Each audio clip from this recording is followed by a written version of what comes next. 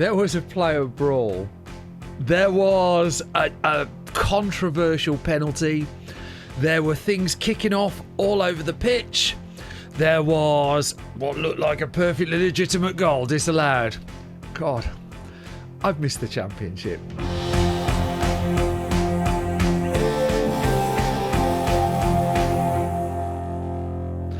I'm Simon Brew. I am a nobody from Birmingham who has a season ticket to Birmingham City, a long-suffering supporter since Mark Dennis got sent off in my first game.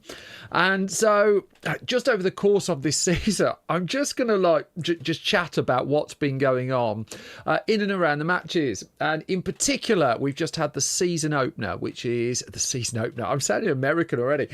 Birmingham City versus Ipswich Town played out on Friday night, a day or two before this was recorded. This would have been recorded earlier, but for adventures with A&E that I won't take you into, but I will just say that the ambulance service are great, the NHS are great. There are superheroes all round there. The game finished then. I mean, it finished 1-1, but walking into it, I mean, there were a few things going through my head. Firstly, it took me a little while to process. These two teams have both had in the last two seasons a promotion and a relegation each. And so it's kind of, I'm a great believer in you learn very little from the first match of the season. It's only it's in the last 10 years that Birmingham went to Brentford on the first day of the season. Brentford had something like 15 shots on goal. Christian Pedersen got a header in, a really good header, to be fair. We won 1-0, thinking, this is going to be amazing. And look which direction the two clubs went at that point. So there are also, it's like 2 years ago, Lukas Jukovic had a penalty in the last seconds against Leeds United. We won 1-0. Woohoo! Look which direction the two clubs went in. Last season, interestingly, we opener. I'm just a man in a room in Hell's Out. If the delivery person comes, if the phone goes, I'm just going to go with this. I'm just trying something. It might work. Last season, we were at home to Reading on the opening day, and the expectations were all over the shop. I mean, just wildly elevated. All over the shop's the wrong phrase, isn't it? Wildly elevated. I remember going into that game, and the bustle of expectation around the ground was really something. And I have lots of memories of that first game. Firstly, that it wasn't very good. On the whole, it wasn't very good. It worked out all right in the end. But, I mean, it was a 1-1 game settled with a relatively soft penalty at the end, I might suggest, at that time in our favour. But even then, you walk into the ground, and for a Birmingham fan, a lot of the time, certainly for the vast bulk of my lifetime, you do that walk up the hill with obligation, hope, but expectation rarely. And expectation's fairly new for me as a Birmingham City fan. Other people might feel differently. And so walking up to that home game against Reading last season, I expected us to win, I thought. And then we came up. I mean, it was too early to say, really, at that point. But as it would turn out, Reading was as tough an opponent as we played. We sort of gifted them a goal. My abiding memory of that match was, and he's moved on now, I wish him the very best of luck, was Dion Sanderson being asked to spray passes around as if he was David Beckham, much to the chagrin, I should point out, of anyone sat in the first 5 rows by the side of the pitch, because whenever Dion Sanderson swung a long pass across the pitch, well, it was the last time the ball was on the pitch for a few seconds at least.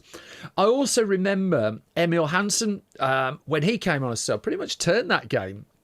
Ran at them, drove at them, won us the penalty in the end. And Emil Hansen, without injuries over the last year, I think would still be a Birmingham City player rather than on loan at Blackpool, along with Bailey Peacock-Farrell. I wish Bailey Peacock-Farrell the very best. I just don't think he fitted Birmingham City. I think I'm kind of tiptoeing around that fairly lightly. I don't think it was his best club. In terms of his performance. Anyway, I remember Alfie May smashing in that penalty, going absolutely nuts, celebrating in front of the home end, but walking away thinking, sort of got away with that. And as much as we talked about, as much as there's been a lot of talk about Birmingham haven't lost a home game since, I mean, it goes into the season before, doesn't it? I mean, it's it feels like eons now, and that's a new thing for me to say as well. I know there's like a subset of like arrogant Birmingham fans now. I do read the internet and see that like there are people kind of giving. I still haven't quite got used to this. No, but I remember coming away from that 1-1 with Reading, and it was interesting on the documentary that's built in Birmingham, Brady and the Blues. Chris Davis, at that point, talking about he knew he had 6 games. And after that first game, I don't think he had 6 games. I think he'd had more than 6 games, unless we'd been hammered completely. But I think in that first game, we just didn't see what Birmingham were, what that new Birmingham were. I think we saw flourishes of it. We'd seen it in pre-season, but when it came to a league match in front of a Pax St Andrews, it wasn't quite there. Now, it followed over the ensuing months. The story is told in documentary form as well, but the story's out there. We watched it. It's just like, and it was weird turning up to matches and thinking, I think we're going to win. And it sounds like just being overly dramatic or something like that. But when you'd lost so many games over the last 5-10 years, when success had not been a given at all, these kind of things matter.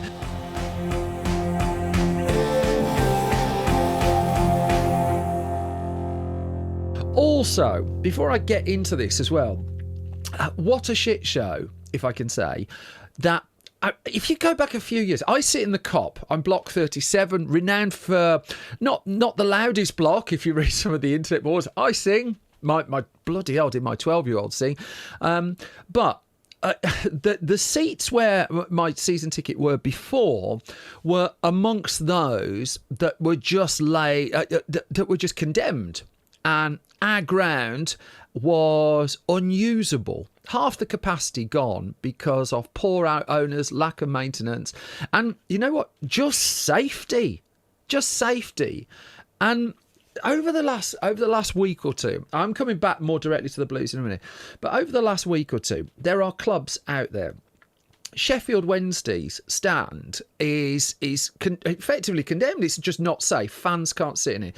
That club is crumbling. Morecambe, you look at what's going on with Morecambe and it's outrageous. Derby County, you saw how Derby County nearly went to the wall and it's outrageous. Coventry City, I remember this. I remember watching a Coventry match and a fan held up a banner saying this could be your club. Now, all the crap that hit Birmingham hadn't happened at that point, but I remembered that banner at the time. And as it turned out, it would be our club. And outside of a subset of like about 10, 15 clubs, it could be any of the others in the 92. It is a flat out disgrace that clubs, good clubs, are facing extinction, or having grounds that aren't fit for purpose due to poor owners. And meanwhile, the back pages of the paper are talking about how much is Isaac going for. There's a £120 million bid going round for a centre forward. Great centre forward. I'd love him in my team.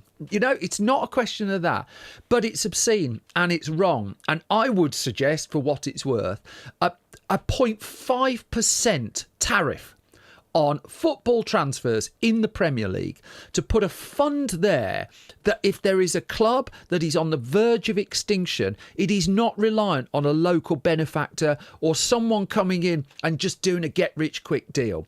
I know there's rivalry and bitterness between assorted clubs and stuff like that, but if you're a fan of Derby, a fan of Sheffield Wednesday, a fan of Coventry, a fan of Morecambe, a fan of Bury, you know, I mean, there's a small subset of these clubs that have faced the wall through no fault of their own, just absolute piss poor ownership. Birmingham have been there, and we are lucky now. God, I mean, I can't believe it. I know, like, the world hates us now, and I'll come to that in a minute. But you know, we have landed on our feet. The club was nearly bought by someone doing a press conference, like in the car park, and it there but for the grace of. And the fact that Birmingham has a future is great owners now, but also pure luck that, you know, the deal wasn't done with someone else. I mean, it's just horrifying. So, Birmingham Ipswich. Now, in terms of specifics of that match, I want to be clear on it. I hate things being thrown on the pitch. I don't know why people do it. It drives me absolutely nuts. The headlines around the world have been about a fan coming onto the pitch, or not on the pitch, was it? But approaching an Ipswich player, trying to attack him. How much contact there was, you can leave up to the assorted videos doing that. That's not my job to be judge, jury and executioner. It's really depressing as a Birmingham fan. And you go and read all the comments, they're just like, oh, they're just Neanderthals, and they all just sit in the ground and grunt, and they're all like, oh, they're the worst, terrible people and stuff like that. And you know what? That's news for like the 70-80% of people who sit in any football ground. You know, and Birmingham have had, you know, even Blues fans, we know. We don't want him there. I don't want him there. I mean, the club has put out a statement, and I would imagine the current hierarchy at the club will act really fast. They don't want the story on CNN and something will be done about it. But also, it's true. There is an element in every football club's fan base, and Birmingham fan base has topped assorted charts over the years. I see that, which is just depressing. And you know, I used to take. I've taken kids to the football my kids who don't want to go anymore. You know, and that's part of it. And I get all the banter, I get the shout, I love it, absolutely love it. When you're throwing projectiles at another human being, when you're going to attack them, just wind your neck in. You just don't go. Don't spoil it for the rest of us. You can be gobby, you can be loud. And also, the other thing I'm reading is these posts that say it's a really nasty, intimidating place to go. It's an awful place to go. Hate it. What do you want a home ground of an opposition team to be?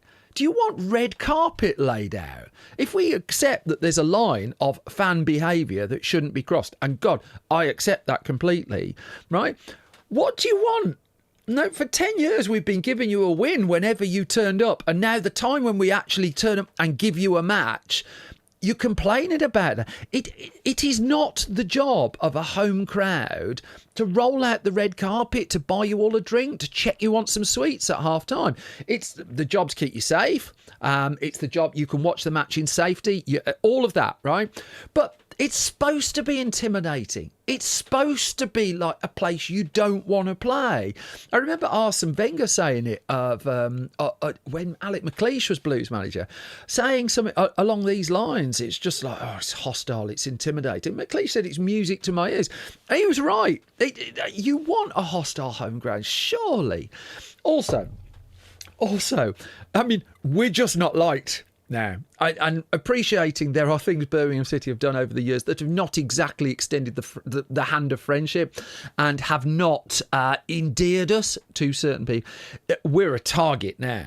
You know, and it's I've read it all over the last couple of days. The American owners, stick that in your documentary. It was funny when the Peterborough fan did it. By the time we're up to the 50th time, yeah, all right, we'll stick in the documentary, but it's already in that episode. It would just be a repeat. It's something, I wouldn't say it's something new for Birmingham to be with, but it's kind of a sign of the progression that for the first time in God knows how long, we're a threat. You know, there are teams coming to play us and almost intimidated, fear, unnerved, elements of that, I think. And you know, part and parcel of that is I do think if your team is really disliked by opposition fans, you might just be doing something right. You know, again, with those accepted lines that you don't cross before.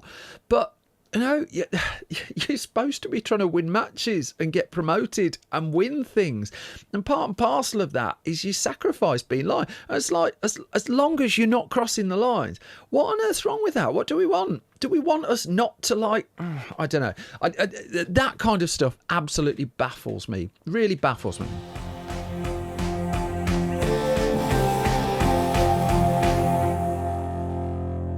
So, get to the ground. Let's get to the ground. And the pre-match stuff was get there in your seat for 7:30 for the pre-match show. Turned out there wasn't a pre-match show, and the brilliant DJ. I was a bit about the DJ at first when he was introduced. Now fully sold. Just play Mr. Blue Sky to the end. Stop cutting me songs off halfway through when I'm just warming up. You know. Apart from that, it's great. And you know, sitting there back in the crowd and that bustle of excitement that has been around the place for the last year and a half. It survived the ruin. God, on the way in, like advertising the documentary on the front of the car, on the entrance of the club, and it's just like, I mean, Wayne Rooney's really not coming out of this at all. Appreciating it's lots of clips of Tom Brady, but Wayne Rooney's sacking is being played on the video as I walk into St Andrews. This is weird. Also, my regular car park was closed. I paid to park the car because I like seeing my car when I come back. But I ended up parking on the street. I took my youngest, and we had a burger in the car park, and I've just had the first mortgage payment come through, bill for that come through for the price of that burger. I was just like, yeah. However, you then go and try and get like a drink at half time. It's like my lad had lost his voice. He was shouting quite a few words during the first half. There's no drinks. They'd sold out of soft drinks at half time. And, you know, there are very few criticisms I have of the current setup. And I'll come to like just one thing about some of the staff that's sometimes not seen. But this match has been sold out for, I don't know, 3-4 weeks. The next one's already sold out. Can you just get a few more crates of water in, or fizzy pop for the kids? Blue pop from the greengrocer. I don't mind, just have some. But they, I mean, the bit I went to, look, it just sold out. Nothing. Couldn't go get. It's just like, right. One thing, I sit near to one of the areas of the ground, and this never comes through in news stories, so I want to talk about this. I sit near to one of the areas in the ground where they have people with additional needs seated, and I just want to shout out to the staff there, because, and they've been doing it for many seasons, familiar faces. The work they do there is unseen and brilliant, because it's not just they get people safely into position to watch the match and they're checking in on them. They're just doing all the tiny little details, all the small human stuff, and I sit and watch it and it warms my heart. You know, it's supposed to be a club for all, and it's stuff like that I think that really matters.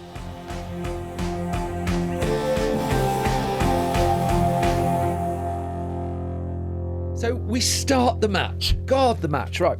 There was a Christmas when one of my kids got a whistle. I think it was a Christmas, and you give a little kid a whistle and they just go mad. They blew their whistle, I think it was that Christmas day, less than Andrew Kitchen, the referee of Birmingham Ipswich. A lot has been said. Referees have a really tricky job. There is no VAR in the Championship. There is controversy. It's not for unreasonable reasons. Is it described as a little bit old school? 14, 15 teams in with a shout of promotion, if you look at it. You know, really. Plus the surprise one that we don't know of. The problem is, it's like this match was billed as a great unknown. Who is the strongest? The team with momentum coming up, or the team built for promotion again, even while they were in the Premiership, that had come down? And so there were an awful lot of unknowns. How would each two young managers, two of the most regarded young managers now in the Championship, I'd suggest, Kieran McKenna and Chris Davies, and the meeting of well, I didn't quite know before the match how it was going to go, you know, because Birmingham played press, the press that's worked effectively in League One, but League One teams also just, I mean, they didn't just park the bus, they bought another bus to put behind the bus and then another bus behind that, and so that clearly wasn't going to happen. Also, a few new players had come in and stuff like that. The tempo of the game and the way the game panned out, I do think, was fundamentally altered by the number of times the whistle blew in the first 8 to 10 minutes. In that opening quarter of an hour, I'd suggest the game was competitive, not nasty, not unpleasant, but it just stop for a foul. Now, I've been reading stuff about how Birmingham were very dirty and terrible Birmingham and fouls and stuff like that. It was Ipswich that were committing the most fouls by the statistics in that point. But also, I don't really think it was that much, was it? Was it just a championship game with two really competitive teams? I mean, it was a joy to watch two really competitive teams who really wanted it. And I saw the parallels. It's like when Birmingham played Newcastle last season. And so when Birmingham played Newcastle, we were 2 leagues apart, as were Birmingham and Ipswich at the same time, I should point out. We were 2 leagues apart. What are we supposed to do? Roll over the red carpet? Or here's Christoph Clara, like arguably our best player of the season last year, brilliant centre half, also someone who, if you cross us, he's just going to bundle you into the stand. I get that some people don't like it, but it's all part and parcel of kind of what I don't know, the degree of intimidation you're trying to put across. You're trying to make teams fear coming. So is it really, really dirty? I don't know. Clearly lots of people disagree with me, but really, is this what we're trying to get out of it? Is this what we're trying to pull out of football? Just like the two teams really, really going for it. I don't think there were over the top tackles. I don't think there was outright nastiness till we come right to the end, which I'll come to. And so I was a bit like, oh, really? However, the amount of times the whistle blow it really broke up the tempo of the game a lot. There was also let's go. Slightly dubious decision in the first 10 minutes. Right, so one of our new players, Kyogo Furuhashi, I mean, brilliant. What the hell is he doing in a blue shirt? It's like when, I saw him and Phil Newman, I was just like, it's a little bit like watching Christophe Dugarry in a blue shirt for the first time. You're just thinking, why are you here? Why are you here? I know why they're there, right? But even so, what a privilege to watch him play. And the finish for the disallowed goal was just sublime. In a game that was supposedly full of fouls, a sparrow farting on Kyogo's shoulder led to the referee blowing a whistle, from what I could see, ruling out perfectly good goal. So, straight away, I mean, one of the things coming up from League One is you sort of hope you don't bring the officials from League One with you.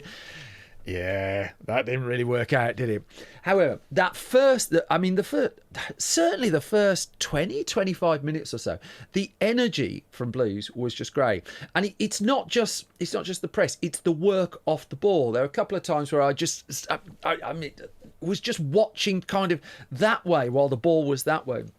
And I saw players just really, the level of focus and zipping around was a lot.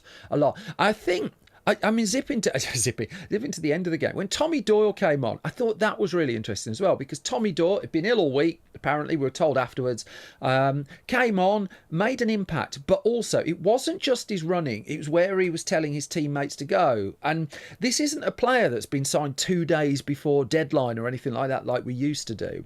The big change in the way we've done transfers is we've got players in early, they've played a few matches, they're bedded in. And so there you've got Tommy Doyle on his home debut. Lots of promising little touches in there as well. I think he's going to be a really important player for us, but also epitomising the off-the-ball work rate. I would also suggest Bright Asai Samuel really epitomised that as well. I didn't think we necessarily needed a new person in that position. Ethan Laird really had come on a lot, particularly in the back end of last season. I think Asai Samuel, who ticked the box of getting booked in the first half, I mean, well done on your debut. I think his work rate was just phenomenal. But then even to single him out is kind of like a little bit unfair. Look at Stansfield just running hard, just moving, just focusing. And I bring these up, and I know some people will just think, well, that's like the most surface deep analysis you can do of it. Entirely fair. But we weren't doing this a couple of seasons ago. This is new. I sat through the Steve Cottrell era where we'd play at home, just like the keeper would just bash a ball up and hope for a knockdown.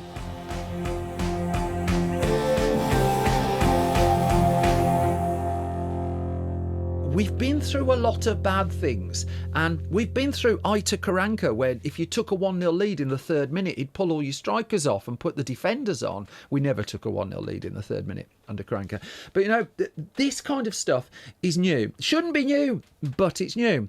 And so the old cliche, it's just like, you're looking at it, it's just like, which team was in the Premier League last season, which was in League One? I kind of don't think that works because I think momentum's a big thing in football. Birmingham have a lot of momentum. I also think Ipswich have been clever.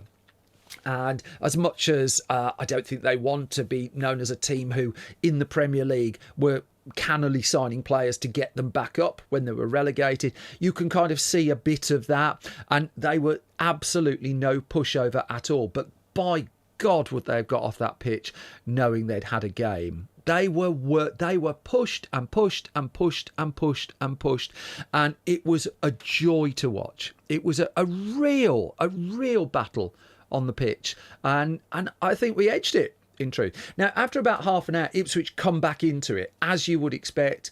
We lose a little bit of the control and the grip that we'd had on it, but I turned to the bloke next to me, and we obviously you're watching it in the ground. You don't have the statistics. It's just like we must have had 70% possession against Ipswich. This is still working against Ipswich, and flashed up on the scoreboard 65%. I never great at maths, but I'm within spitting distance of it.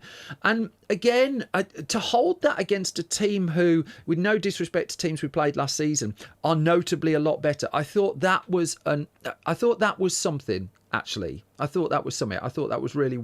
I was really pleased with that.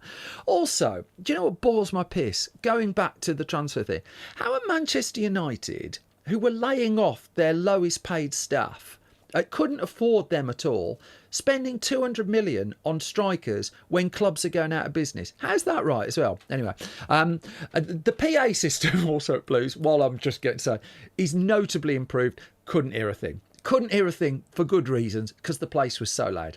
It was ridiculously loud. It was great. The loudest times I've been in that stadium. I was there for, let's just say, the Enquaman goal going in. I mean, the ground moved on that day. Assorted semi-finals. I thought Scott Wright's winner against Wigan last year actually was really loud as well. There have been moments where the roof has absolutely come off the place. And I just think, I don't know, I don't want to take it for granted, you know. There's a danger we could take it for granted, because the next game sold out as well. I've heard the ground be loud a lot over the last year, but it was just a joy. But drowning out the PA system, keep it up. Great, absolutely loved it. So 0-0. We get to half time at 0-0, and at that point, I mean, we were unlucky not to have edged it. However, there were little moments in there, weren't there, where we just kind of tiny slips. I bet Chris Davis is analysing this to the nth degree. I bet Tom Brady has sent at least 3 emails about these as well, at least if the documentary is anything to go to. Iwata was great. Iwata and Peck were great. Iwata's passing, his radar was just off a little bit early in the game. I mean, these are microcosm criticisms of generally across the board 8.5 out of 10, 9 out of 10 performance, just slightly off. Allsop presenting Smodics with a huge chance. If Peacock Farrell had done it, the reaction would have been a lot better. Fair dues to Allsop, who had a really good game again. His distribution is terrific. He recovered, got in position. We all know at heart Ipswich should have scored that. I think we got away with one there. I accept we got away with one. Lovely to see Damari Gray back in a blue shirt. I remember him coming through. Was I there for his debut? I was certainly there in his some of his very early matches. I thought Ipswich kind of blanked him quite well. I thought they set up to kind of nullify him a little bit. And he was, again, I go back to work rate though, even when he was off the ball, a lot of the running that he was doing was hugely impressive. And also, he's just so elegant to watch, isn't he? When he does go for the dribble, I mean, he just heads the... One of the things I really like about Scott Wright, and you know, I don't think we've seen the best of him. Whether we will or not, I don't know. But he would just turn and run towards the opposition penalty area. And that wasn't always the case with our wingers. There were loads of times last season with wingers and fullbacks who would take ages to put across him. This time, we're running. We're heading that way. Go back if we need to. Trying to get the cross in a bit earlier. It's noticed and it's seen. There's a striker issue there, a lovely striker issue, in that Stansfield and Kyogo are clearly working together brilliantly. Did you see the embrace as well when Kyogo went off? Stansfield and him just seem to have clicked. But the physicality striker would be useful. I'm not suggesting, oh, let's get Jeff Horsfield, he'd sort it. Mick Harford, let's get Mick Harford in there. That would be great. But Djukovic has gone. Bless him. He's still around the club. Wonderful, thrilled about that. Lyndon Dykes, I think most of us are expecting him to leave the club. And then we've got Dux. As long as he scores goals, I don't mind.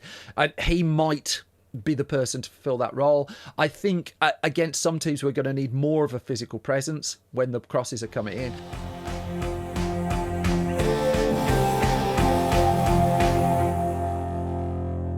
I think people have made the point, and absolutely rightly so, if there was a slight, just a slight weakness in our lineup, it was the subs bench, because we're pulling off the strikers and our our defensive options, great. Gardner Hickman, one of the most underrated players of last season, as far as I'm concerned. Bring him up, he'll play absolutely anywhere. But we need just something else going up front. I do also think that...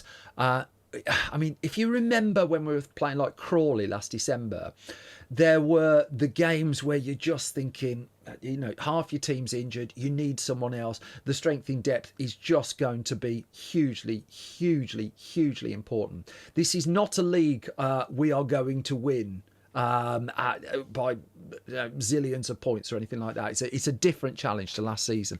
I'm hopeful. I'd love it if we did, but I think those just like wringing out the points in very difficult circumstances, like Wrexham away last season, is going to be far more important this year than it was last year. And I just would like to see slightly different personnel up front. Maybe Dux is it. I hope so. I would imagine we got one more striker incoming. The second half, then. I mean, the goal. I mean, one of the things that I don't know. You don't hear it talked about a lot. It's just players who watch the game as it's been played. So there was one moment where Iwata just got to the edge of the box because it was like watching a chess player, that he saw like 3 moves ahead what was going to happen. He was there. The shot didn't pan out, but he was there. To see Bright say Samuel intercept the ball, goes through to Kyogo. I mean, not great defending from Ipswich, but ruthless. The lob, absolutely sublime. Give it to Stansfield. How much did he enjoy that? Wonderful. 1-0, thoroughly deserved. I don't think anyone really would begrudge that we had... For the first... I think for the match, actually, I just think we wanted it more. Didn't pan out that way in the end, but there was just the drive, the setup. It just worked. Whether it will work 5 matches down... I mean... It's 6 matches yet, who knows? But at that point, it really, really worked. The goal was great. I did think, I don't know, I did think we were going to struggle to get a second, and I thought a second might, it's easy to be wise after the event, a second would have been, let's just say, very, very, very useful. But there were still some twists in the midst of it.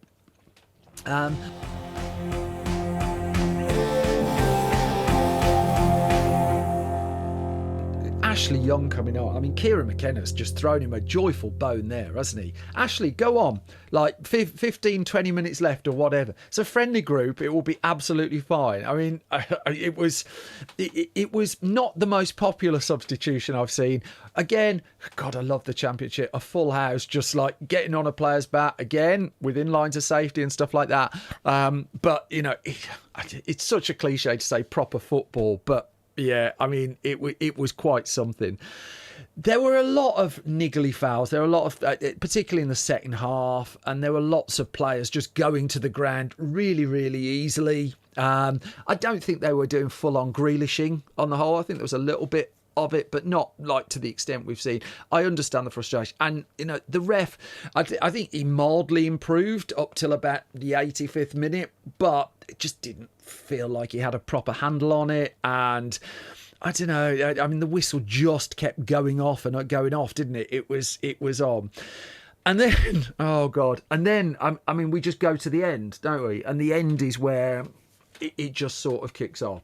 So, the penalty, inverted commas. I'm more annoyed about the disallowed goal in the first half, in truth. I think the penalty was ridiculously soft. I agree with the bloke on WM afterwards who said, thing is, if you're in the Premier League and they put that to VAR, they'd spend 5 minutes and they'd just give it. And I think that's probably right. I wouldn't have given it. Of course I wouldn't have given it. Crikey. I wouldn't give it if someone like shot someone in the penalty area. I'm not suggesting that's a plan. But, I mean, to the naked eye, I mean, we didn't know. I was the other end of the pitch. We had no idea what it was for. Didn't even see the protests for it either, actually. But then at first I didn't see much protest from the Blues players. I just thought, oh, something's happened. Loaded up the text stuff on the phone. And it's only then you're just like, oh, you know, you look at the replays just like, what? But no, it is what it is. You know, we were. I would suggest we were.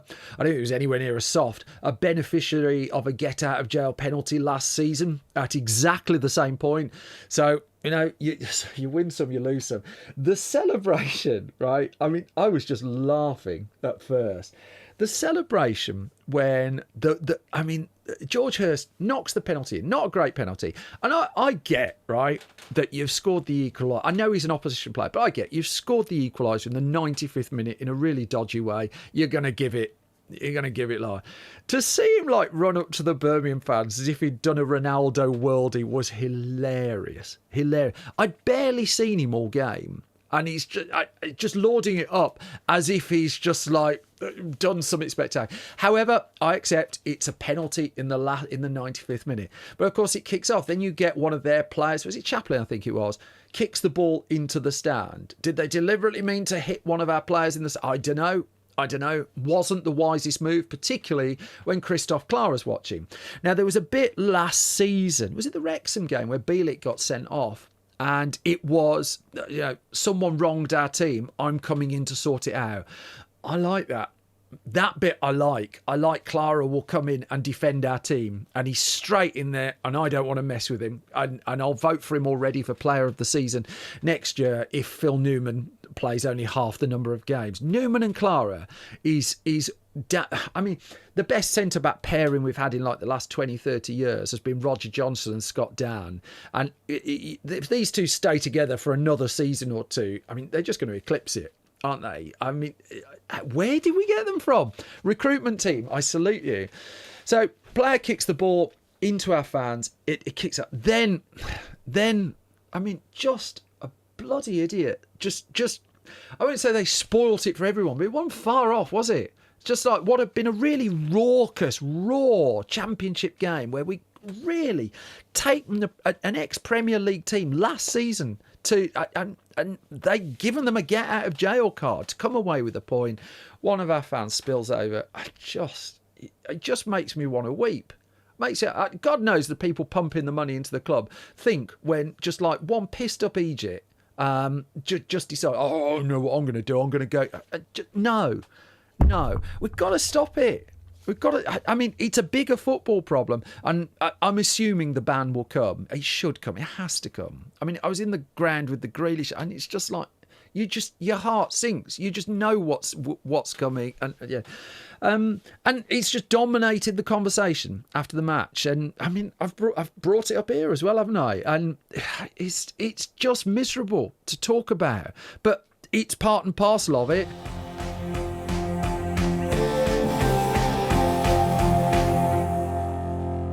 The documentary's in 200 countries, and what they're reading about this weekend, they're not reading about this team that absolutely put in this great performance and deserved to win the game. They're reading about one idiot who just...